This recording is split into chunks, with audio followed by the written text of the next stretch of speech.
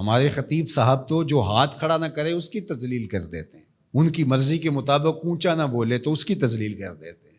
وہ کہتے ہیں کہ یہ میرے ساتھ اونچی پڑھو اور اونچی پڑھو اور اونچی پڑھو، ٹھیک ہے پڑھ لیں آپ، مجھے اس سے اعتراض نہیں ہے، لیکن ایک ہاتھ کھڑا کرو پھر دو ہاتھ کھڑے کرو تو پھر جھوم کے بولو اور یہ سب کچھ، چلو یہ چیزیں از خود پیدا ہو جائیں تو اچھی بات ہے۔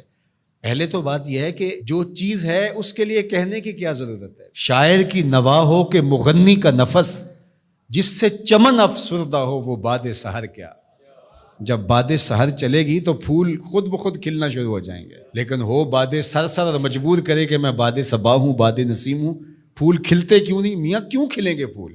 اب دھکے سے پکڑ کے پھول کھلائے جاتے ہیں تو وہ پھول کھلتے نہیں ہیں، وہ پھول مسخ ہوتے ہیں۔ تو اس لیے اس فکر کو سمجھنا چاہیے کہ لوگوں کے ساتھ گفتگو کے اسلوب کیا ہیں۔ قرآن ہمیں اسلوب سکھاتا ہے، قرآن ہمیں قدم قدم پہ رہنمائی کرتا ہے کہ کسی کی تذلیل کرنا، مذاق کرنا، تمسخر کرنا، ٹھٹھا کرنا، عزت نفس سے کھیلنا، یہ جاہلوں کا شیوا ہوتا ہے، یہ اللہ کے بندوں کا شیوا نہیں ہے۔ حضور کی طبیعت میں شگفتگی تھی، حضور کی طبیعت میں مزاح تھا، تو مزاح جائز ہے، مذاق جائز نہیں ہے۔